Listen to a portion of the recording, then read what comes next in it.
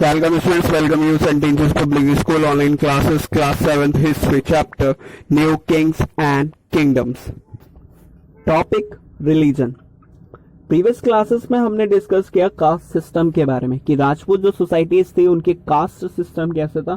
तो हमें पता है कि वहां पे 4 मेन सबसे कास्ट थे। सबसे फर्स्ट ब्राह्मण, फिर क्षत्रिय, फिर वैश्य, फिर शूद्र।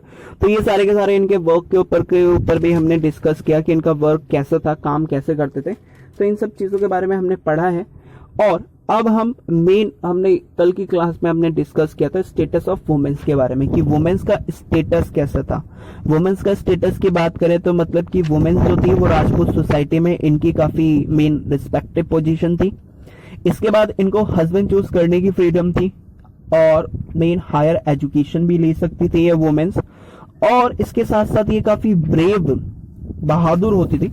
इसके साथ मेन कोई पर्दा सिस्टम नहीं था यहाँ पे, और विडो रीमैरिज इस टाइम पे बिल्कुल भी अलाउ नहीं होता था। बहु विवाह की प्रथा इस टाइम पे काफी कॉमन थी।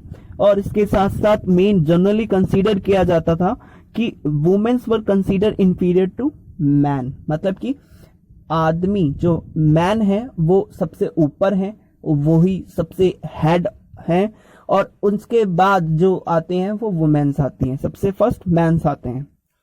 इसके बाद रिलीजन के ऊपर डिस्कस करते हैं। आज की क्लास में हम रिलीजन के ऊपर ही डिस्कस करेंगे कि राजपूत सोसाइटी के टाइम पर रिलीजन कैसे था और क्या क्या उसमें चीजें सारी इंक्लूड थी, और उस टाइम पे रिलीजन सिस्टम कैसा होता था और क्या क्या उसमें चेंजेस है, क्या क्या उसमें हुआ, इसी के ऊपर आज हम डिस्कस करने वाले।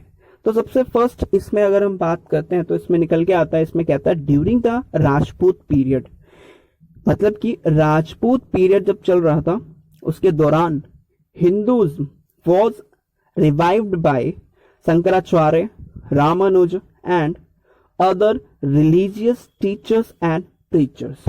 तो सबसे पहले आप preachers के बारे में समझ लो। preachers मतलब होता है जो उपदेश देने वाले होते हैं, धर्म से रिलेटेड जो बातें बताने व्यक्ति होते हैं। आपने देखा होगा कि कई सारे चैनल्स पे जो गुरु होते हैं धर्म के बारे में बोल रहे होते हैं, इसके साथ साथ रिलीजियस उपदेश देना। तो मेन हम उनको प्रीचर्स कह सकते हैं, प्रीचर्स कहते हैं। तो इस टाइम पे राजपूत पीरियड पे हम क्या देखते हैं, हिंदू जो धर्म है, हिंदू धर्म है, वो फिर से रिवाइव किया गया। रिवाइव मतलब होता है पुनर्जीवित करना, किसी चीज को फिर से स्टार्ट करना। तो आप ये समझिए हिंदू धर्म इस टाइम पर, राजपूत पीरियड के टाइम पर फिर से रिवाइव्ड किया गया, फिर से शुरू किया गया। और शुरू किसने किया? रिलीजियस टीचर्स ने किया। फॉर द एग्जाम्पल जैसे शंकराचार्य, इसके साथ रामानुज और अदर रिलीजियस टीचर और प्रीचर्स ने क्या किया, हिंदुज्म को, हिंदू धर्म को फिर से रिवाइव किया, फिर से पुनर्जीवित किया। और वो भी कब? राजपूत पीरियड में, इसी टाइम पर। तो ये था इसमें कि शंकराचार्य और रामानुजन और अदर जो रिलीजियस टीचर्स थे, प्रीचर्स थे, इन्होंने हिंदू धर्म को फिर से सपोर्ट करना शुरू किया।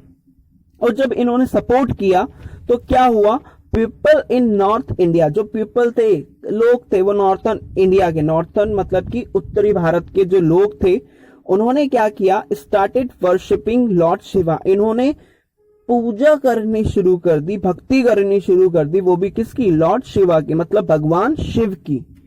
इसके साथ साथ एंड विष्णु जी की भी पूजा करनी शुरू कर दी ड्यूरिंग दिस पीरियड, इस पीरियड में। मतलब कि इस पीरियड में, राजपूत पीरियड में, लोगों ने, जो नॉर्थन इंडिया के जो लोग थे, इन्होंने भगवान शिव और विष्णु जी की पूजा करनी शुरू कर दी, वर्शिप करना शुरू कर दिया, वो भी इंडिया में इस टाइम पर। तो अब मेन घर घर में विष्णु और शिव की पूजा होनी शुरू हुई। इसके साथ साथ अब मेन पूजा तो होनी शुरू हुई, और पूजा होने के साथ साथ क्या हुआ, many temples of Hindu God and goddess were built. क्या किया गया, कई सारे टेम्पल्स बनाए गए, मंदिर बनाए गए, वो भी किसके लिए? हिंदू धर्म के देवी देवताओं के लिए। मतलब कि इसमें कह सकते हैं कि देवी देवताओं के लिए कई सारे टेम्पल्स बनाए, वो भी हिंदुओं ने।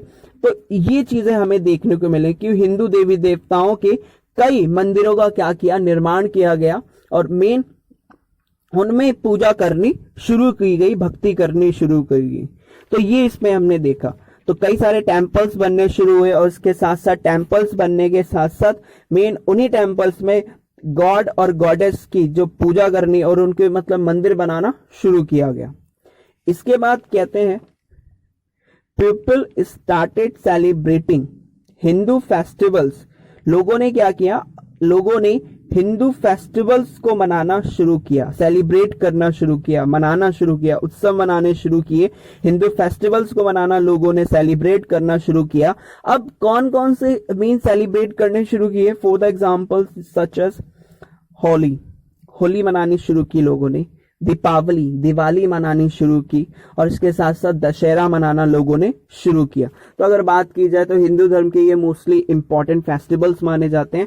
तो अब इस टाइम पे लोगों ने मेन हिंदू फेस्टिवल सेलिब्रेट, मतलब कि उनको उत्साह के साथ मनाना, उनको सेलिब्रेट करना क्या किया, शुरू कर दिया। और कौन कौन से शुरू किए? होली, दीपावली और दशहरा मनाना लोगों ने शुरू किया। अब ये सारी चीजें होने लगी कि मेन लोग ने क्या किया, सबसे फर्स्ट तो इसमें फिर से हिंदू धर्म को फिर से रिवाइव किया गया शंकराचार्य और रामानुजन ने। और इसके साथ साथ मेन नॉर्थर्न इंडिया में क्या हुआ, लॉर्ड शिव और विष्णु जी की पूजा होनी शुरू हुई, कई सारे टेम्पल्स बनाने शुरू किए गए भगवानों के। और इसके साथ साथ लोगों ने मेन सेलिब्रेट करना शुरू किया हिंदू फेस्टिवल्स को, for the example Holi, Deepawali and Dussehra.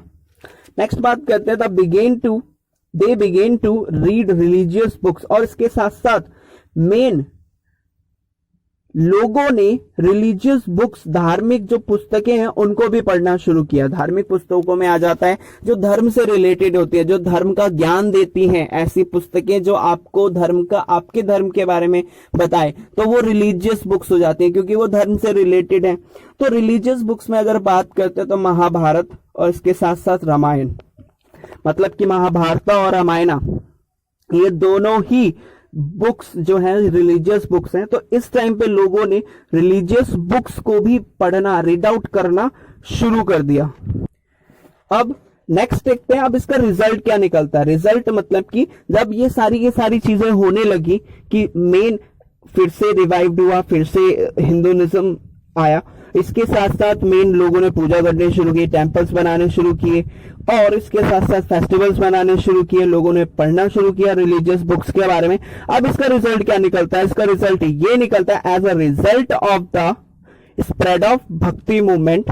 अब भक्ति मूवमेंट के स्प्रेड होने से, भक्ति मूवमेंट मतलब कि जो मेन भक्ति, आइडिया ऑफ भक्ति के ऊपर हमने डिस्कस किया है कि मेन भक्ति करनी कैसी है। तो अब लोगों के अंदर भक्ति जो मूवमेंट स्टार्ट हुआ, तो मूवमेंट स्टार्ट होने से इसका रिजल्ट ये निकला कि जैन और बुद्धिस्ट जो रिलीजन है, the Jain and Buddhist religions received a great setback. क्या हुआ कि जब भक्ति मूवमेंट क्या हुआ, स्प्रेड होना शुरू हुआ, स्प्रेड मतलब कि फैलना शुरू हुआ, भक्ति मूवमेंट फैलने लगा, तो इससे जैन और बुद्ध धर्म को एक बहुत बड़ा झटका लगा।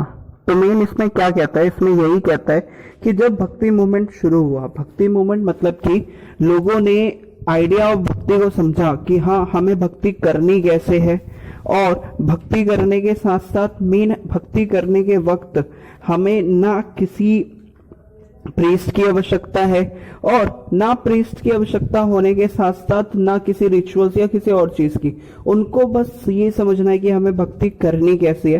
तो इस चीज को समझकर लोगों ने समझा, और जैसे ही लोगों ने भक्ति मूवमेंट शुरू किया, और भक्ति मूवमेंट के शुरू होने से सबसे ज्यादा जो झटका लगा, सेटबैक लगा, वो किसको लगा? जैन और बुद्धिस्ट रिलीजन को लगा।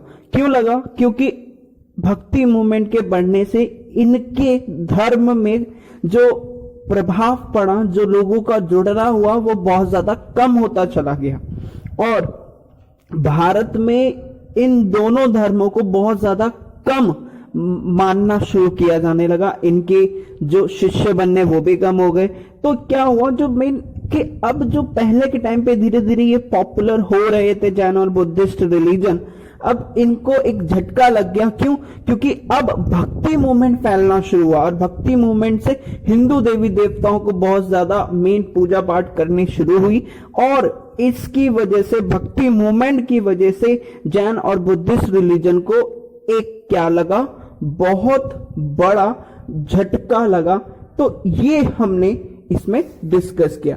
नेक्स्ट देखते हैं Moreover, as the Rajput were fond of warfare, मतलब कि आपको पता ही है कि जो राजपूत जो थे इनको मेन लड़ाई करने का काफी शौक था, ये काफी मेन वीर योद्धा होते थे, तो ये लड़ाई करने से पीछे नहीं हटते थे। और इसके साथ साथ उनको मेन लड़ाई करने के शौक होने के साथ साथ they did not adopt basic principles of Buddhism and Jainism, examples अहिंसा।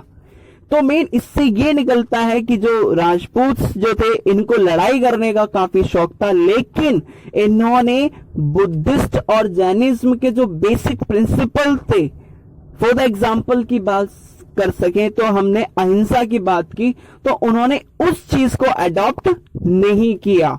मतलब कि इन्होंने लड़ाइयां की, खून खराबा किया, लेकिन इन्होंने अहिंसा को अडॉप्ट नहीं किया।